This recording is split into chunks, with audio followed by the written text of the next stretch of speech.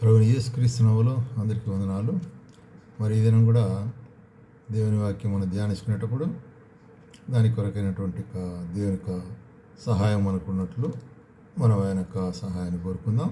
అదే సమయంలో మరి దేవుని వాక్య భాగం నుంచి మనం ధ్యానించుకునేటప్పుడు మరి ఆయన మనతో మాట్లాడినట్లు ప్రభువును సహాయం చేయను కాక. మనం ఇప్పుడు కీర్తనల గ్రంథంలో నుంచి 16వ అధ్యాయం, కీర్తనల గ్రంథాలు 16వ అధ్యాయం 8వ వచనం చదువుతానండి. సదాకాలము యెహోవాయందు నా గురి నిలుపుచున్నాను, ఆయన నా కుడిపార్శ్వమున ఉన్నాడు గనుక నేను కదల్చబడను. ఇక్కడ కీర్తనకర్త ఏమంటాడు? దావీదు రాసిన కీర్తన. సదాకాలము నేను ఎప్పుడు కూడా నా దృష్టి, నా గురి ఎవరి మీద ఉందంటే మరి ఎట్లాగా ఆయన నా కుడిపార్శ్వం ఉంటున్నాడు. ఆయన మీద నా గురి నిలిపిట్టున్నాడు కాబట్టి ఆయన నా కుడిపార్శ్వం ఉంటున్నాడు కనుక నేను కదల్చబడను. కుడిపార్శ్వము రైట్ హ్యాండ్ అనే దాని మీద కొన్ని సందర్భాలు మనం చూస్తాం. ఈ దినం దేవుని వాక్యంలో దేవుని యొక్క కుడి హస్తం యొక్క ప్రాముఖ్యతను గురించి కొన్ని వాక్య భాగాలు మనం ధ్యానించుకుందాం. మామూలుగా కుడి హస్తం అంటే మరి అది బలం కలిగినది అని మనం చూస్తాము. కుడి హస్తం కుడి హస్తం అంటే అది మరి సాధారణంగా ప్రాముఖ్యంగా వాడేది అనేటువంటి. తర్వాత కుడి హస్తం అంటే అది ఆశీర్వాదానికి హేతువైన కార్యము మనం చూస్తాం. కుడి హస్తంతో మనం ఒకరిని ఆశీర్వదించాలా అంటే కుడి హస్తం మరితో మనం ఆశీర్వదిస్తాం. కాబట్టి కుడి హస్తం యొక్క ప్రాముఖ్యత, దాన్నే దక్షిణాస్తం కూడా అంటారు, కుడి హస్తం అంటారు. ఈ కుడి హస్తం యొక్క ప్రాముఖ్యత ఏంటంటే ఇక్కడ మనం గమనించినట్లయితే సదాకాలం యెహోవాయందు నా గురి నిలుపుచున్నాను, ఆయన నా కుడిపార్శ్వమందు ఉంటున్నాడు అనేటువంటి కార్యాన్ని మనం గమనించినట్టయితే మరి రోమీయులకు 8:35 ప్రకారం 34 ప్రకారం ఏమంటాడంటే చనిపోయిన యేసుక్రీస్తే తిరిగి లేచినటువంటి వాడుగాను, అంటే పునరుత్థానైన యేసుక్రీస్తు తండ్రి కుడిపార్శ్వమందు ఆసీనుడైండి మన కొరకు విజ్ఞాపన చేయుచున్నాడు. ఆయన మన కొరకు విజ్ఞాపన చేసినాడు. కాబట్టి కుడిపార్శ్వమున ఎవరుంటున్నారు? మరి పునరుత్థానం యేసుక్రీస్తు ప్రభువు లేక దేవుని ప్రసన్నత మనకు ఉంటుంది అనేదాన్ని జ్ఞాపం చేసుకోవాలి. అందుకొరకు ఇక్కడ ఏమంటే కీర్తనకర్త అటువంటి దేవుని ప్రసన్నత నాకు ఉంటుంది కాబట్టి నేను కదల్చబడను అంటాడు. అట్లే 9వ వచనంలో అందువలన అంటే ఎందువలన ఆయన నా కుడిపార్శ్వం ఉంటున్నాడు కాబట్టి అందువలన నా హృదయము సంతోషించున్నది, నా ఆత్మ కూడా హర్షించుచున్నది, నా శరీరము సురక్షితంగా ఉన్నది. హృదయము, ఆత్మ, శరీరం అంటే సంపూర్ణమైనటువంటి భద్రత నేను కలిగి ఉంటున్నాను, సంపూర్ణ యొక్క నిరీక్షణ నేను కలిగి ఉంటున్నాను అంటాడు. కాబట్టి మొట్టమొదటిగా మనం గమనించినట్లయితే ఏం చూస్తున్నామంటే మరి ఆయన సంపూర్ణమైన భద్రతనిచ్చేవాడుగా ఉంటున్నాడు అనేటువంటి కార్యం. అట్లాగే భద్రత మాత్రమే కాదు, మరి 11వ వచనంలో ఏమంటాడు? జీవమార్గం నాకు తెలియజేసేదవు, నీ సన్నిధిని సంపూర్ణ సంతోషములు కలవు, నీ కుడి చేతిలో నిత్య సుఖములు కలవు. మళ్ళీ కుడి చేతిలో రైట్ హ్యాండ్ కాబట్టి there are pleasures in thy right hand అంటాడు. కాబట్టి దేవుని యొక్క కుడి చెయ్యి యొక్క మహత్యం కలిగినటువంటి కార్యం, కుడి చెయ్యి యొక్క ఆశీర్వదించేటువంటిదిగా ఉంటుంది. కాబట్టి మనల్ని జీవమార్గం నడిపించేదిగా ఉంటుంది. చేయి పట్టుకొని నడిపించుట అనేటువంటిది సాధారణంగా మనం చిన్నపిల్లలు చేయి పట్టుకొని నడిపించాలంటే టక్కన మనం ఏది పట్టుకుంటున్నామో కుడి చేతితో పట్టుకొని నడిపిస్తాం. కాబట్టి దేవుని యొక్క కుడి చేయి నన్ను నడిపిస్తున్నది అంటున్నాడు. కాబట్టి ప్రేమైన వాళ్ళారా మనం జ్ఞాపకం చేసుకోవాలా? దావీదు చెప్పినట్టు మనకు కూడా ఆయన తన కుడి చేతితో మనల్ని దినదినము నడిపించేవాడుకుంటున్నాడు ఆయన పిల్లలైన వారిని. అట్లాగే రెండవదిగా మనం గమనించినట్లయితే అదే 17వ అధ్యాయంలో కీర్తనలు 17వ కీర్తన 7వ వచనం. 17వ కీర్తన, నీ శరణుజొచ్చిన వారిని వారి మీదికి లేచి వారి చేతిలో కుడి చేత రక్షించువాడా. నీ శరణుజొచ్చిన వారిని అంటే నీ పిల్లలను ఏముంటుంది ఇక్కడ చూసినట్లయితే ఏం చేస్తున్నావు అంటే నీ పిల్లలను దీంతో కుడి చేతితో రక్షించేవాడు, వారి మీదకి లేచేవారి నుంచి లేక వారి విరోధుల నుంచి కుడి చేతితో రక్షించేవాడు. ఎందుకంటే మరి ఆయన మనల్ని రక్షించేవాడుగా ఉంటున్నాడు, భద్రపరిచేవాడుగా ఉంటున్నాడు. క్షణము భద్రపరిచేవాడు అని అర్థం ఇక్కడ దావీదు యొక్క ప్రార్థన. నీ కృపాతిశయం చూపు అని ప్రార్థన చేస్తున్నాడు.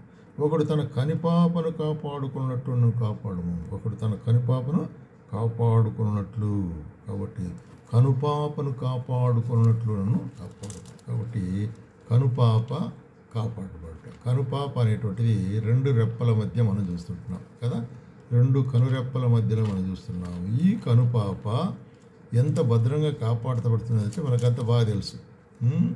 ఏదైనా దగ్గరికి అట్లాగా వచ్చే కన్ను దగ్గరికి వచ్చిన వెంటనే ఏమవుతుంది అక్కడ, మరి చూసినట్లయితే వెంటనే కళ్ళు మూసుకుంటుంది. అంటే అంత సున్నితముగా కాపాడబడేదిగా ఉంటున్నది అనేటువంటి కార్యం. అందుకొరకు ఏమంటాడంటే ఇక్కడ ఆ విధంగా నన్ను కాపాడమని చెప్తూ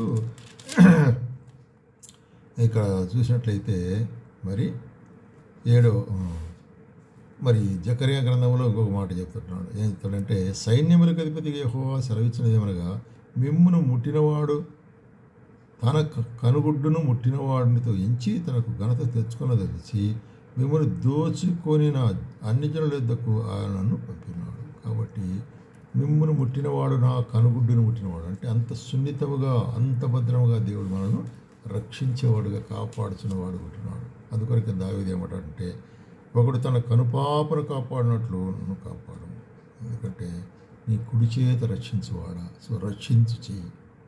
3వదిగా మనం చూస్తుంటున్నాము. అట్లాగే 18వ అధ్యాయంలో 18వ కీర్తనలో మరి వచనం 35 ఏమంటాడు ఇక్కడ, 35వ వచనంలో 18, 35లో మనం గమనించినట్లయితే,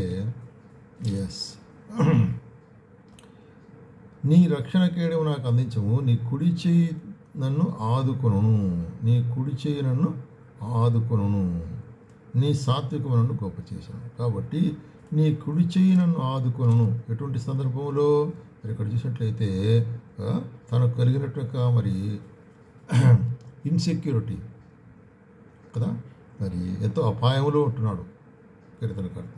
అప్పుడు నీ కుడి చేయి నన్ను ఆదుకొను అంటే హోల్డింగ్, ఆదుకునేదిగా ఉంటుంది అన్నమాట. కాబట్టి ఆయన కుడి చేయి ఆదుకొనుట, పట్టుకొనుట అనేటువంటిది. కాబట్టి ఆయన చేయి మనం పట్టుకున్నట్లయితే, మనం ఆయన చేయి పట్టుకుంటే ఒకవేళ ఇడిచిపెట్టేస్తాం, అయితే ఆయన మన చేయి పట్టుకుంటే వదిలిపెట్టడు. బాగా గమనించాలి. కాబట్టి దేవుడు మనం ఆయన చేయి పట్టుకొని నడవలేము, నడుస్తూ ఉంటే కొంతకాలం ఎంత రేపు అక్కడ ఒకసారి పడిపోతాం. అయితే ఆయన మన చేయి పట్టుకుంటాడు. ఎంత గొప్ప దేవుడు. చూడుము నిన్ను నా అరిచేతిలో చెక్కున్నట్టు అంటున్నాడు దేవుడు యేసుక్రీస్తు ప్రభు. కాబట్టి ఆయన అరిచేతిలో మనల్ని చెక్కుని వాడుకుంటున్నాడు. కాబట్టి ఇక్కడ చెప్పబడే కార్యం ఏంటంటే చూడుము అరిచేతులు. కాబట్టి ప్రియమైన వాళ్ళారా, ఇక్కడ మనం గమనించాల్సిన విషయం ఏంటంటే, చూసినట్టయితే ఆయన కుడి చేయితో నన్ను ఆదుకోను అంటాడు. ఎట్లా ఆదుకుంటాడంటే, ఆయన దేవుడు యథార్థవంతుడు. 5వ వచనం, ఆయన వాక్కు నిర్మలమైనది, ఆయన వాక్కు ద్వారా మనం. అట్లాగే నాకు బలము ధరింపజేయవాడు ఆయనే, నన్ను యథార్థ మార్గం నడిపించేవాడు ఆయనే, నాకు బలము ధరింపజేసేవాడు. కాబట్టి ఈజ్ మై స్ట్రెంగ్త్. కాబట్టి నా మట్టుకైతే నేను బలహీనుని. కాబట్టి మన మట్టుకు మనం బలహీనం అయితే దేవుడు మన యొక్క హస్తాన్ని పట్టుకున్నప్పుడు మనకు నూతన బలం వస్తుంది. మనం పడిపోకుండా ఆయన ఎత్తుకునేవాడు ఉంటున్నాడు. మార్గంలో నడిపించేటప్పుడు, తొట్టిల్లినప్పుడు, పడిపోయినప్పుడు, జారిపోయినప్పుడు ఆయన పట్టుకుంటున్నాడు. కాబట్టి మనం భద్రంగా ఉంటాం. కాబట్టి ప్రేమ జ్ఞాపకం చేసుకోవాల్సింది ఏంటంటే, దేవుడు మనకు మన కుడి చేయి పట్టుకొని నడిపించేవాడు ఉంటున్నాడు అనేట్టు కార్యం చూస్తున్నాం. తర్వాత 4వది మనం గమనిస్తుంటున్నాం. ఇక్కడ చూసినట్లయితే 21వ కీర్తనలో మనం చూస్తాం. 21వ కీర్తన 21వ కీర్తన 5వ వచనం, రైట్, 8వ వచనం చదువుతాను. నీ హస్తము శత్రువులందరినీ చెక్కించుకును, నీ దక్షిణ హస్తము నేను ద్వేషించిన వారిని చెక్కించుకును. నీ హస్తము శత్రువులను చిక్కించుకును. కాబట్టి శత్రువులను జయించేయటానికి ఉపయోగపడేది నీ దక్షిణ హస్తం. ఎందుకంటే నీ రక్షణ వలన అతని గొప్ప మహిమ కలిగను, గౌరవ ప్రభావములు అతనికి ధరింపజేసి ఉన్నావు. కాబట్టి కూడా దావీదు ఏమంటాడంటే దావీదే రాజు. అయితే మరి యెహోవా ఎందుకు ఏలైనగా రాజు యెహోవా మీద నమ్మిక ఉంచుతున్నాడు. కాబట్టి రాజు అయినప్పటికీ కూడా తన యొక్క జీవితంలో దేవునికి ఒక ప్రత్యేకమైన స్థానం కలిగిన వాడు ఉంటాడు. కాబట్టి ఏమంటాడంటే ఇక్కడ మరి ఏలైనగా రాజు యెహోవా యందు నమ్మిక ఉంచున్నాడు, సర్వోన్నతుని కృపచేత అతడు కదలకుండా నిలుచును. కదలకుండా స్టాండ్ ఫర్మ్. కాబట్టి ఆయన కృప మనకుంటే మనం ఏ కార్యం వచ్చినప్పుడు కదిలింపబడం, ఏ అపాయం ఏర్పడినప్పుడు కదిలింపబడం, ఏ విధమైన మరి తొందర ఏర్పడినప్పుడు కూడా కదిలింపబడం. ఎందుకంటే ఆయన మనతో కూడా ఉంటున్నాడు. కాబట్టి మనల్ని పట్టుకునే దేవుడని చూసాం, మనల్ని నడిపించే దేవుడని చూసాం, మనల్ని రక్షించే దేవుడని చూసాం. ఆయన ఎటువంటి వాడు, ఆయన కుడి హస్తము మనలను కదలకుండా పట్టుకునేదిగా ఉంటుంది. కాబట్టి మనం కదిలి పడిపోకుండానట్లు మన యొక్క జీవితంలో పట్టుకునేటువంటి హృదయం, అందుకొరకే నీ దక్షిణ హస్తము అంటున్నాడు అన్నమాట. కాబట్టి మనం చూసినట్లయితే దక్షిణ హస్తం నేను ద్వేషించు వారిని చిక్కించుకున్నాను. తర్వాత మనం గమనించినట్లయితే 44వ అధ్యాయంలో 44వ కీర్తనలో ఏమంటున్నాడంటే చూడండి, 3వ వచనములో, వారు తమ ఖడ్గము చేత దేశమును స్వాధీనపరచుకోలేదు, వారి బాహు వారికి జయమే లేదు, నీవు వారిని కటాక్షించేది కనుక నీ దక్షిణ హస్తమే, నీ బాహువే, నీ ముఖకాంతియే వారికి విజయం కలుగజేసెను. కాబట్టి ఇక్కడ కీర్తనకర్త ఎట్లాగా మరి ఇశ్రాయేలీయులు తమ యొక్క పితరులను దేవుడు మరి ఐగుప్తుల నుంచి విడిపించినాడు అనేటువంటి కార్యాన్ని గురించి చెప్పేటప్పుడు ఏమంటున్నాడంటే చూడండి, 2వ వచనంలో, నీవు నీ భుజబలం చేత అన్ని జనులను వెళ్ళగొట్టి మా పితరులను నాటితివి, కాబట్టి అన్ని జనులైన వారిని మీ యొక్క శక్తితో మీ బలంతో వారిని తోలివేసి వారి యొక్క స్వాస్థ్యాన్ని మాకు ఇచ్చినామంటున్నాడు. మాత్రమే కాకుండా వారు తమ ఖడ్గము చేత దేశమును స్వాధీనపరచుకోలేదు. కాబట్టి ప్రజలైన వారు వెళ్ళి వాగ్దాన దేశం స్వాధీనపరచుకోమంటే అక్కడ వారి ఖడ్గమును ఏమీ ఉపయోగించలేదు అక్కడ, అయితే దేవుని యొక్క శక్తి మాత్రమే. కాబట్టి దేవుని యొక్క శక్తి అనేటువంటిది ఏమి చేస్తుందంటే ఆయన విజయం కలిగజేసేది ఉంటుంది. కాబట్టి నీ దక్షిణ హస్తమే, నీ బాహువే మాకు విజయము, ముఖకాంతి నాకు విజయం కలుగజేయను అంటాడు. యెహోవా నీవే నా రాజు, యాకోబునకు పూర్ణరక్షణ కల్పించు, పూర్ణరక్షణ కలుగా ఆజ్ఞాపించు. కాబట్టి ఇక్కడ చూసినట్లయితే దేవుడు ఏం చేస్తున్నాడు, మనకు జయమునిచ్చేవాడు ఉంటున్నాడు. తన బాహు చేత మనకు జయమునిచ్చుట. ఎందుకంటే ఆయన దక్షిణ హస్తము, ఆయన బాహు, ఆయన ముఖకాంతి మనకు విజయం కలుగజేసింది. ముఖకాంతిలో ఆయన ముఖకాంతి ప్రకాశమైనటువంటి ముఖకాంతిని మనం దర్శించేటప్పుడు, ఆయన ముఖకాంతి దర్శించుట అంటే మనం ఆయన సన్నిధానంలో ప్రార్థించేటప్పుడు, విన్నపించేటప్పుడు, ఆయన బలం కొరకై, ఆయన శక్తి కొరకై మనం మరి ప్రార్థించేటప్పుడు ఆయన తన ముఖకాంతి మన మీద ప్రకాశింపజేసి మనకు సహాయం చేసే దేవుడు ఉంటున్నాడు, అన్నమాట. తర్వాతగా మనం చూస్తున్నాము అదే 44వ 6వ వచనంలో కూడా అక్కడ ఏమంటాడు, నా వింటిని నేను నమ్ముకోలేదు, నా కత్తియు నన్ను రక్షింపజాలదు, మా శత్రువుల చేతుల నుండి మమ్మల్ని రక్షింపవాడవు నీవే అంటాడు. కాబట్టి రక్షించువాడవు నీవే. కాబట్టి అధిక బలము, బుద్ధి, జ్ఞానంతో మనం రక్షించబడలేదు, కానీ కేవలము దేవుని కృపచేత మనం దినదినము రక్షించబడుచుంటున్నాము అనే కార్యాన్ని జ్ఞాపకం చేసుకోవాలి. అట్లాగే మనం తర్వాత 5వదిగా గమనించినట్లయితే 6వదిగా 80వ కీర్తనలో ఏమంటున్నాడు ఇక్కడ, Psalm 80 80వ కీర్తన 17వ వచనం, నీ కుడి చేత మనుషునికి తోడుగాను, నీ కొరకై నీవు ఏర్పరచుకున్న నరుడికి తోడుగాను నీ బాహుబలం ఉండునుగాక. కాబట్టి నీ కుడి చేత, మళ్ళీ కుడి చేత అనేటువంటి కార్యం ఏం చేస్తుందంటే మనుషునికి తోడుగా ఉండునుగాక కదా, తోడుగా ఉండునుగాక, నీ కొరకై ఏర్పరచుకున్న నరునికి తోడుగా ఉండునుగాక. అంటే ఆయన ద్వారా మనం ఏర్పరచుకొనబడి ఉంటున్నాం కాబట్టి ఆయన హస్తం మనకు ఎల్లప్పుడూ హస్తము తోడుగా ఉండటం అంటే అర్థం ఏంటి, సహాయకరంగా ఉండునుగాక.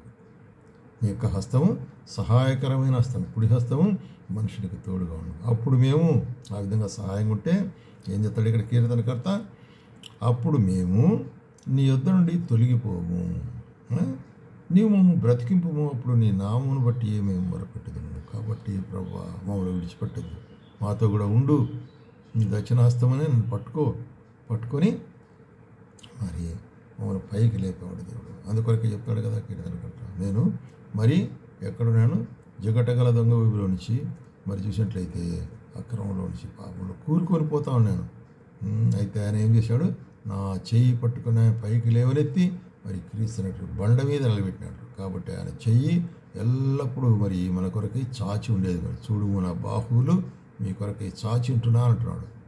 కాబట్టి ఆయన మనల్ని కరుణించి కాపాడే దేవుడు, నరునికి సహాయం చేసే దేవుడు ఉంటున్నాడు. అందుకొరకే మరి మేము రక్షణ పొందినట్లు ముఖకాంతి ప్రకాశింపజేయమంటాడు. కాబట్టి ఆయన ముఖకాంతిని మనం చూస్తుంటున్నాం. అట్లాగే మరి 118వ కీర్తన 118వ కీర్తనలో ఇక్కడ ఏం చెప్తున్నాడంటే 118వ కీర్తన 15వ వచనం రైట్. నీతిమంతుల గుడారంలో రక్షణ గురించిన ఉత్సాహసునాదం వినబడును. యెహోవా దక్షిణహస్తము సాహస కార్యములు చేయును. దక్షిణహస్తము సాహస కార్యములు చేయును. ఎందుకంటే ఆయన వారిని రక్షించేవాడు ఉంటున్నాడు, నడిపించేవాడు ఉంటున్నాడు, దక్షిణాస్తం చేత జయించేవాడు ఉంటున్నాడు, దక్షిణాస్తం చేత పట్టుకునేవాడు ఉంటున్నాడు, దక్షిణాస్తం చేత విజయం అనుగ్రహించేవాడు ఉంటున్నాడు దేవుడు. కాబట్టి ఇక్కడ వారి యొక్క గుడారాల్లో నీతిమంతుల గుడారం. ఎవరు నీతిమంతులు? ఆయన ద్వారా ఎవరైతే నీతిమంతులుగా తీర్చబడుతున్నారో. మరి ఎవడును నీతిమంతులు లేడు, అందరూ కూడా పాపం చేసి మరి నీతిమంతుడు అక్కడ లేదు, అందరూ పాపం చేసి దేవుడు అనుగ్రహించి మహిమను పొందలేకపోయినారు. అయితే మరి యేసుక్రీస్తు అపారమైన కృప చేత అనాది సంకల్పం చేత మనల్ని ప్రేమించి మన కొరకై తన ప్రాణం పెట్టి శిలువలో మరణించి మరి భూస్థాపించి తిరిగి లేచినాడు. కాబట్టి ఆయన ఏమంటున్నాడంటే ఆయన నమ్మిన వారిని మనల్ని నీతిమంతులుగా తీర్చేవాడుకుంటున్నాడు. అటువంటి నీతిమంతులు. కాబట్టి అటువంటి వారి గుడారంలో ఏముంటుంది? ఉత్సాహ సునాదం వినబడిన ఉత్సాహధ్వని. కాబట్టి మరి ఆయన పిల్లల వెంట మన ఇళ్ళలో ఎప్పుడు ఉండాలా? ఉత్సాహధ్వని కలిగిన వారు ఉండాలా కదా. ఆ యొక్క ఉత్సాహధ్వని మరి చుట్టుపక్కల వారు విన్నప్పుడు ఇది ఏమిటి, వీరిది ప్రత్యేకత అని వారు మరి ఎరిగి దేవుని మహిమపరిచే వాళ్ళు ఉంటున్నారు. కాబట్టి ప్రియమైన సోదరి నీ ఇంట్లో ఎట్లాగ ఉంటున్నది? ఉత్సాహధ్వని ఉంటున్నదా? ఆయన రక్షణ సునాదం ఉంటున్నదా? మరి చూసినట్లయితే ఆయన నాకు రక్షణాధారం అంటున్నాడు. యెహోవా దక్షిణహస్తం సాహస కార్యములు చేయను. Is right hand. కాబట్టి ఆయన గొప్ప కార్యం చేస్తాను. అంత మాత్రం కాదు, 16వ వచనంలో యెహోవా దక్షిణహస్తం మహోన్నతమాయను, యెహోవా దక్షిణహస్తం సాహసకారములు చేయను. చూసిందా? కాబట్టి ఆయన దక్షిణహస్తం గురించి మనం చూసుంటున్నాం అన్నమాట. యెహోవా దక్షిణహస్తం ఆశీర్వాదకరమైనదిగా ఉంటుంది, ఎందుకంటే బలమైనదిగా ఉంటుంది, మనం పట్టుకునేదిగా ఉంటుంది కదా. ఆయన దక్షిణహస్తంలో సంపూర్ణ సంతోషము నిత్య సుఖములు కలుగు అంటున్నాడు. ఆయన దక్షిణహస్తం చేత మనను మరి రక్షించేవాడు ఉంటున్నాడు. ఆయన దక్షిణహస్తం మనను పట్టుకునేవాడు ఉంటున్నాడు. ఆయన దక్షిణహస్తం చేత మనలను మరి చూసినట్లయితే ఆయన పట్టుకొని నడిపించేవాడుగా ఉంటున్నాడు.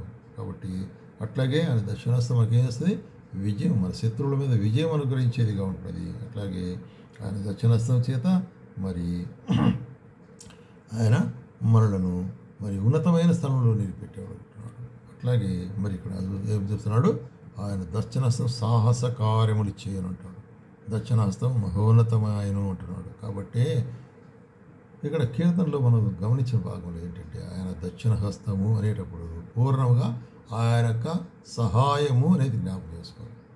ఆయన దక్షిణహస్తము అంటే ఆయన యొక్క రైట్ హ్యాండ్, కుడి చెయ్యి అని దక్షిణహస్తం అంటే ఆయన యొక్క ప్రసన్నత లేక ఆయన యొక్క సన్నిధి అనేటువంటి జ్ఞాపకం. ఆయన సన్నిధి మనకు ప్రియమైనదిగా ఉండాలి. ఆయన దక్షిణహస్తం చేత మనం ఆశీర్వాదం పొందేవాళ్ళం ఉంటున్నాము. కాబట్టి అది ఈ విధంగా దేవుని యొక్క దక్షిణ హస్తము లేక రైట్ హ్యాండ్, కుడి చెయ్యి ద్వారా ఆయన తన యొక్క బలమైన కార్యము తన ప్రియమైన వారికి చేసేవాడు ఉంటున్నాడు. కాబట్టి ఆయన మరి మన మధ్యలో ఏముంటుంది? సంతోషం, రక్షణ గురించిన ఉత్సాహ సునాదం మనకు ఉండాలి. ఆ విధంగా ఉన్నట్టుకు ప్రభు మనకు సహాయం చేయాలి.